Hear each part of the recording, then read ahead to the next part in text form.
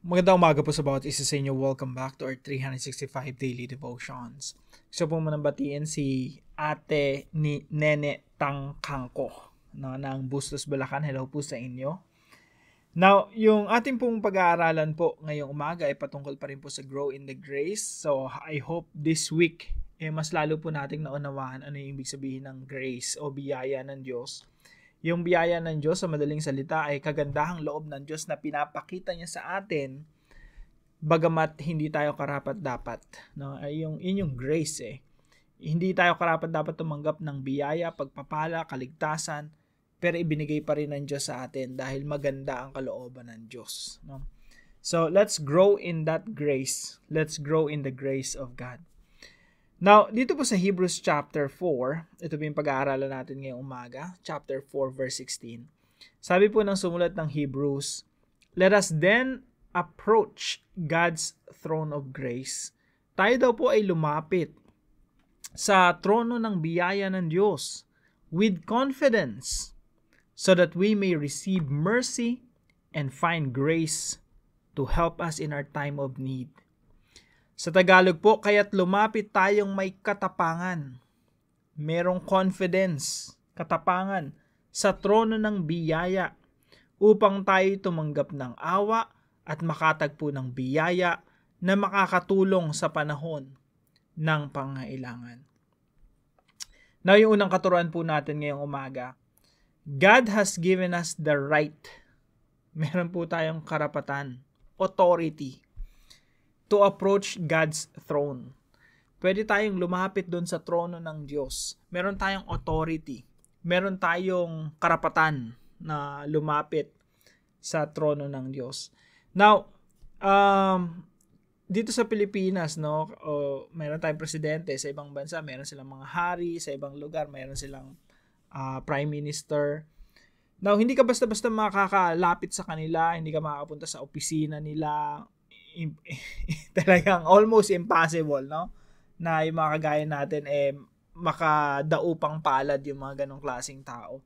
Hari ng Saudi Arabia or UAE. Ano talaga almost impossible. Wala tayong chance, no? Pero isipin nyo yung sinasabi ng Biblia. Yung King of Kings, yung Lord of Lords, yung pinakamakapangyarihan sa lahat, hari ng mga hari, yung Diyos na may likha ng langit at lupa, sinasabi sa mga talatang ito, we can approach Him with confidence. We can approach God. Tapos meron tayong karapatan. Now, tingnan po natin yung John chapter 1 verse 12. Sabi po rito, "Yet to all who did receive Him, to those who believe in His name," lahat ng tumanggap sa Panginoong Hesukristo.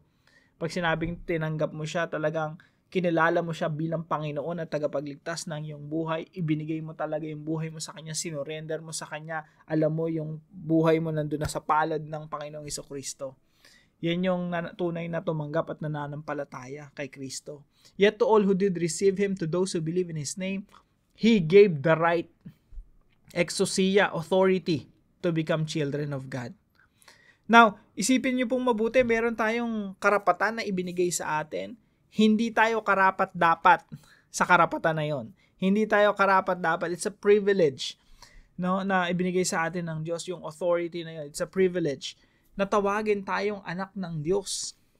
Kaya po, kung kumbaga dito sa mundo, kung hari ka ng UAE, presidente ka ng United States of America, kapag ikaw ay anak ng presidente na yon, pwede kang dumire-diretso doon sa opisina nun. No? Anak ka Sinong tututol sa'yo, diba? Sinong haharang sa'yo? Anak ka. So tayo, binigyan tayo ng karapatang maging mga anak ng Diyos. Kaya we have the right to approach, or we have the privilege to approach God's throne of grace. Now, sa pamamagitan po nino, hindi po ito dahil mabuti tayo, hindi po ito dahil magaling tayo, hindi po dahil, hindi ito patungkol sa atin God has given us the right to approach God's throne through the great high priest. Kaya po tayo nakakalapit sa ating Diyos, sa trono ng biyaya, ay dahil sa great high priest. Sino yung great high priest? Si Jesus Christ. Tingnan niyo po, yung inaaral po natin ay Hebrews 4:16. May mga naunang talata po dyan At yun ay patungkol kay Jesus Christ, the great high priest. Sabi po rito, yamang tayo'y mayroong isang marangal at pinakapunong pari. Alam niyo po yung role kasi ng pari ay ilapit yung tao sa Diyos. Yun yung role, no, ng pinakapunong pari. So si Jesus, siya yung pinakapunong pari na pumasok sa kalangitan. Si Jesus na anak ng Diyos. So si Jesus talaga yung anak ng Diyos, nag-iisang anak ng Diyos, nandoon sa trono ng Diyos, nasa kanan ng trono ng Diyos. Kaya ikaw na itinuturing ding anak ng Diyos, meron kang doon, backer. Backer mo si Jesus doon, advocate mo, kumbaga abogado mo, na pwede kang lumapit doon sa Diyos through Jesus Christ, the great high priest. Sabi rito, verse 15, sapagkat tayo'y mayroong isang pinakapunong pari na marunong makiramay sa ating mga kahinaan. Antindi, no? Yung ating high priest, meron pang nakikiramay pa sa atin, sa ating mga kahinaan. Marunong siyang maki-empathize. Alam niya yung pinagdadaanan natin. Siya yung walang kasalanan na high priest na nire-represent tayo sa harapan ng Diyos. Base dyan sa katotohanan yan, sabi dito, kaya't lumapit tayong may katapangan sa trono ng biyaya upang tayo tumanggap ng awa at makakatagpo ng biyaya na makakatulong sa panahon ng pangailangan. So unang puntos, no, God has given us the right to approach God's throne through the great high priest. Meron po tayong backer at yung backer po natin anak ng Diyos. Isipin niyo po yung backer natin, gaano katindi, no? Anak po ng Diyos. Now, pangalawang puntos po. Sabi po rito, God's mercy and grace help us in our time of need. Tanong po mga kapatid, ikaw ba inasa panahon ng kailangan mo ng saklolo ng Diyos, ng rescue, ng pagtulong ng Diyos? Sobrang nangangailangan ka ba ngayon? Sinasabi po ng mga talatang ito, lumapit ka sa trono ng biyaya ng Diyos. Makakatagpo ka ng awa, habag, at biyaya mula sa Diyos na makakatulong sa ating pangailangan. Na yung Diyos po natin hindi madamot, yung Diyos natin hindi indifferent, yung alam mo yung walang pakialam. Yung mga presidente, mga human authorities dito, mga people in authority, pwedeng wala silang pakialam sa iyo eh. Pero yung Diyos, mahabagin. Sabi sa Biblia, mahabagin, puno ng awa at mapagbiyaya. Kaya sabi rito, lapit ka sa Kanya so that we may receive mercy and find grace. Makakatagpo tayo ng biyaya at tatanggap tayo ng awa ng Diyos. Kaya ingin natin yung awa ng Diyos, yung habag ng Diyos, na tumulungan tayo, saklolohan tayo, anuman ang sitwasyon na pinagdadaanan natin ngayon. Now, yung Diyos po sumasagot ng ating mga panalangin. Diyos natin mahabagin. Pero sometimes, dumarating tayo sa punto ng buhay natin na parang yung mga panalangin natin, walang kasagutan mula sa Diyos. Now, napakalaga po ng point number 3 natin. God's response is based on His goodness. Kapag sumagot ang Diyos sa ating mga panalangin, yung sagot niya ay base sa Kanyang kabutihan, sa Kanyang karakter. Siya yung Diyos na mapagmahal, siya yung mabuti. At base yon sa Kanyang infinite wisdom, yung karunungan ng Diyos na walang hanggan, walang limit, at walang hanggang plano, eternal plan. So ang sagot ng Diyos sa ating mga panalangin ay laging base sa karakter niya, sa Kanyang kabutihan, sa Kanyang pag-ibig, sa Kanyang infinite wisdom and eternal plan. Minsan po hindi natin maintindihan yon. Lord, pinag-pray ko naman yung tatay ko, namatay pa rin. Pinag-pray ko yung nanay ko, namatay pa rin. Lord, namatay yung anak ko, membro ng pamilya ko, nagkasakit, nalugi yung negosyo ko, nawalan ako ng trabaho. Lord, bakit sa akin nangyayari to? May mga pagkakataon na hindi talaga natin maintindihan. Pero tandaan natin, pag lumapit tayo sa Diyos, laging ang response niya sa atin base sa Kanyang kabutihan. Hindi porke nagkasakit ka, nalugi ka, or bumagsak ka sa exam mo, or sa board exam, bar exam mo, hindi na mabuti ang Diyos. Tandaan natin, ang pagkilos ng Diyos sa ating buhay laging nakabase sa Kanyang kabutihan, infinite wisdom and eternal plan. Sometimes we don't understand that. Pero pwede nating pagtiwalaan na yung Diyos mabuti, mapagmahal, matalino, at meron siyang magandang plano. So, ano po yung application natin sa mga katotohanan ito? Number 1, approach God with confidence. Lapit po tayo sa Diyos nang merong confidence, katapangan. Nakalagay dito sa Tagalog, katapangan, buo ang loob, open. Pwede mong sabihin lahat ng hinaing mo sa Diyos. At yung Diyos natin, sinasabi rito, ang ating Panginoong Jesucristo, nire-represent tayo doon. Kasama natin ang Panginoong Jesucristo. We approach God in the name of Jesus Christ. At yung pinakapunong pari natin, ating Panginoong Jesucristo, ay marunong makiramay sa ating mga kahinaan. He can empathize with our weaknesses. Alam niya yung pinagdadaanan natin kasi siya dumanas rin ng paghihirap at pagdurusa. Kaya po, sa ngalan ng ating Panginoong Jesucristo, we can approach God with confidence.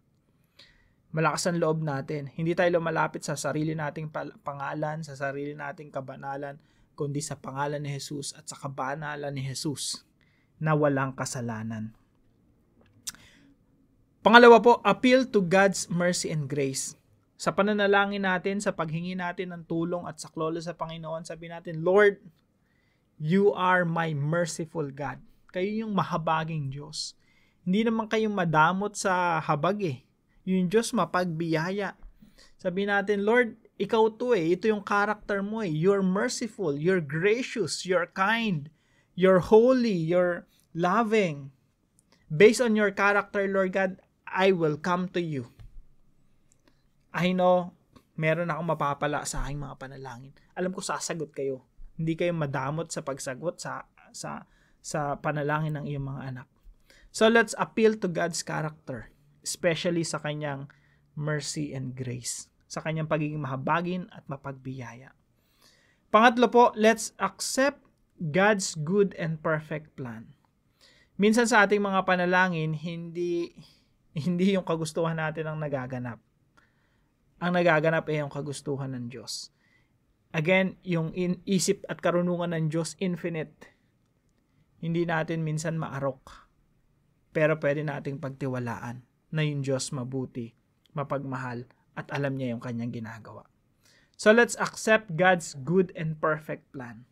Hindi man natin maunawaan yung plano ng Diyos. Eternal kasi yung plano ng Diyos eh. Ang plano natin pang isang buwan lang, isang taon. Yung matagalan na yun. Pero ang plano ng Diyos, pang walang hanggan eh. So let's accept God's good and perfect plan.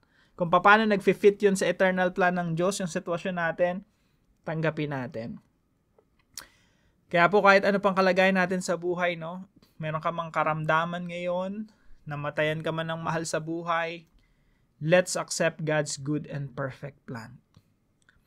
Now, para naman po sa ating discussion, as we pray, why should we trust God's goodness, infinite wisdom, and eternal plan?